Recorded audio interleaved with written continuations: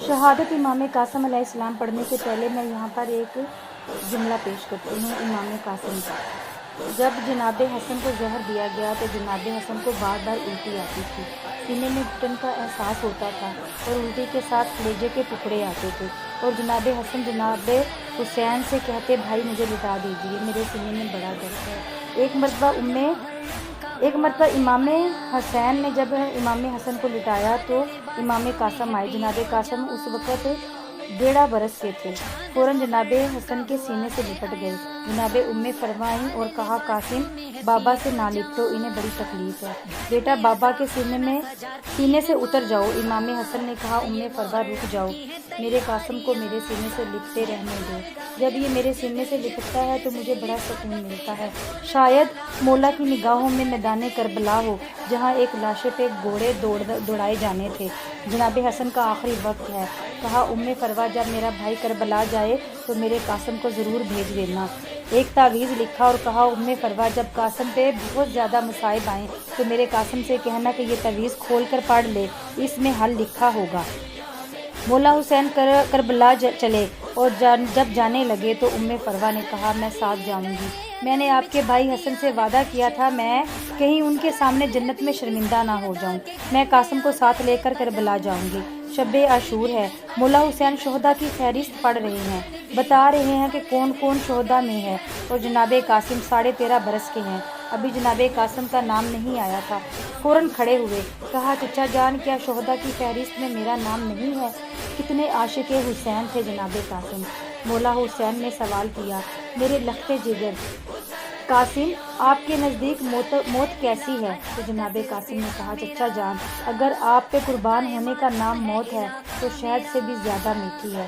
تو جناب حسین نے کہا قاسم آپ فکر نہ کریں، اس چشمائے علی اصغر کا نام بھی ہے شہداء کی فہرست میں۔ تو جناب قاسم کی آنکھوں میں آنسو آ گئے اور بولے چچا جان کیا ظالم خیموں میں آ جائیں گے؟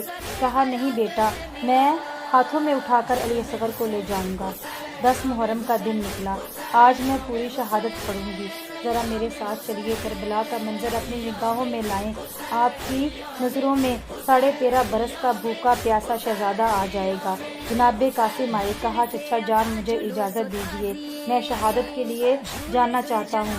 کہا قاسم میں جب بھی اپنے بھائی کو دیکھنے کا مشتاق ہوتا ہوں، میں جب بھی اپنے بھائی کی زیارت کرنا چاہتا ہوں قاسم میں آپ کو دیکھ لیتا ہوں، آپ میرے محروم بھائی کی نشانی ہیں، قاسم میں آپ کو اجازت نہیں دے سکتا۔ جناب قاسم گئے اور جا کے خیموں کے بیچوں بیچ رونے لگے۔ تو جناب فروا نے کہا جناب زینب سے بی بی مجھے لگتا ہے میرے قاسم کی آواز ہے۔ جناب فروا نے خیمے کا پردہ کھولا تو دیکھا ایک بچہ اپنی پیشانی کو دونوں گھٹنوں پہ رکھ کے بیٹھا ہے اور اونچی آواز سے رو رہا ہے۔ جناب فروا سے رہا نہیں گیا، کہا قاسم کیا بات ہے؟ کہا اماں میں جب بھی چچا کے پاس جاتا ہوں چچا مجھے جانے کی اجازت نہیں دیتے۔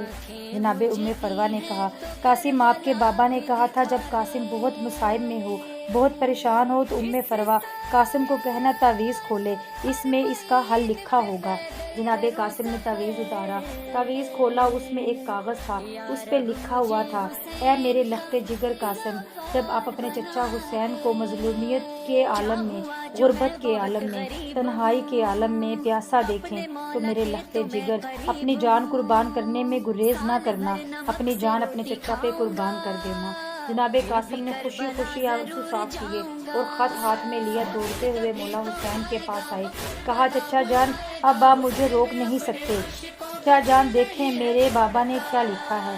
میرے بابا نے لکھا ہے قاسم اپنی جان دے دینا۔ مولا حسین نے خط لیا، بولے کیا لکھا ہے میرے بھائی نے؟ خط پڑھا، خط کو چوما، آنکھوں سے لگایا، پھر منہ کا رخ قبلے کی طرف کیا اور بولے میرے بھائی نے مجھے غربت اور مظلومیت میں یاد رکھا ہے، ہائے میرا بھائی حسن۔ اور جناب حسین اونچی اونچی آواز میں رونے لگے۔ جب کوئی غربت کے عالم میں پردیس میں ہوتا ہے تو اپنے بڑے یاد آتے ہیں۔ جناب حسین روتے روتے اپنی باہیں جناب قاسم کے گلے میں ڈالتے ہیں اور دونوں چچا بھتیجا رونے لگتے ہیں اور روتے روتے غش کھا کر گر گئے۔ جب ہوش میں آئے تو بھائی عباس سے کہا عباس ذرا قاسم کو پہنا دو۔ جناب عباس نے زرہ لے کر آئے، قاسم کو پوری نہیں آئی۔ عباس زرہ پہ زرہ لا رہے ہیں، جناب قاسم کو کوئی بھی زرہ پوری نہیں آتی۔ جانتے ہیں زرہ کیوں پہنی جاتی ہے؟ عزاداروں، زرہ اس لیے پہنی جاتی ہے کہ اگر کوئی تلوار مارے تو زرہ لوہے کی ہوتی ہے اور لوہا لوہے کو روک لیتا ہے۔ اگر کوئی تیر مارے تو زرہ پہ لگتا ہے، سینے پہ نہیں لگتا، اور اگر کوئی گر جائے تو لوہے کی زرہ گھوڑے کی ٹانپوں کو روکتی ہے۔ جناب قاسم کو کوئی زرہ پوری نہیں آئی۔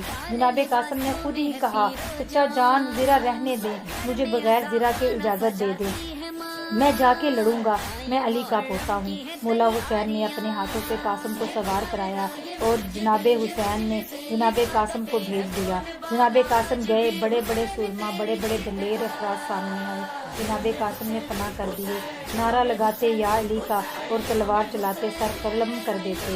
ایک بہت بڑا پہلوان تھا جس کا نام ازرق، وہ 1000 پہلوانوں کا ایک پہلوان مانا جاتا تھا۔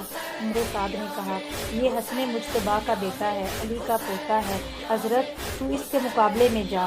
کہا، نہیں میں نہیں جاؤں گا، میرے بیٹے جائیں گے، یہ بچہ ہے۔ ایک مرتبہ ایک بیٹے کو بھیجا، جناب قاسم نے یا علی کہہ کر تلوار چلائی، سر قلم کر دیا۔ دوسرا آیا، اس سے بھی مار دیا، اسی طرح اس کے سارے بیٹے مار دیے۔ اب جب اس نے دیکھا کہ سارے کے سارے مارے گئے ہیں تو کہا، اب میں خود جاؤں گا۔ جیسے ہی وہ چلا، حسین نے کہا، پروردگار وہ 1000 کا ایک ہے، میرا قاسم بھوکا بھی ہے، میرا قاسم پیاسا بھی ہے، پروردگار میرے قاسم کو فتح دینا۔ جب جناب قاسم نے چھلانگ لگائی اور تلوار چلائی، اس پہلوان کے 2 ٹکڑے کر دیے۔ عمر سعد نے کہا، ساری فوج سے کہو حملہ کرے، یہ بچہ پہلوانوں کو مار رہا ہے۔ جیسے ہی فوج بڑھی، کسی ملعون نے جناب قاسم کے سر کی پشت پر گرز مارا۔ جناب قاسم نے کہا، چچا جان میری مدد کو آئیے، میں گھوڑے سے گر گیا۔ جناب قاسم گر گئے اور امام حسین اتنی تیزی سے آئے جیسے عقاب آتا ہے۔ جب جناب حسین آئے، گھوڑے دوڑ رہے تھے، جناب قاسم نے زرہ نہیں پہنی ہوئی تھی، بچہ تڑپ رہا تھا، گھوڑے بچے کے اوپر دوڑ رہے تھے، بازو الگ ہو گئے۔ مولا حسین پہنچے، بلند آواز سے کہا، قاسم بیٹا آپ نے مجھے بلایا۔ قاسم میں آ گیا تھا، لیکن بیٹا آپ کا لاشا پامال ہو گیا، اب مولا لاشے کو کیسے اٹھاتے؟ مولا نے اپنی ابا زمین پر بچھائی، جیسے ایک مالی صبح پھولوں کو چنتا ہے۔ مولا نے لاشا چننا شروع کیا، ابا میں رکھا۔ جب چلے درے خیمہ کی طرف تو خیمہ کے در پہ ایک ماں کھڑی ہے۔ پردہ ہٹا کر دیکھا، کہا، بی بی میرا 13 برس کا جوان بیٹا تھا، حسین تو گٹھری سی لا رہے ہیں۔ اور جب مولا آئے، جناب ام فروہ نے کہا، قاسم جب جنت میں جانا تو بابا سے کہنا ماں نے اپنی وصیت پوری کر دی، میں نے جنگ کی تھی، میں مارا گیا، میرے ہاتھ الگ ہو گئے، میرے جسم کے ٹکڑے ٹکڑے ہو گئے۔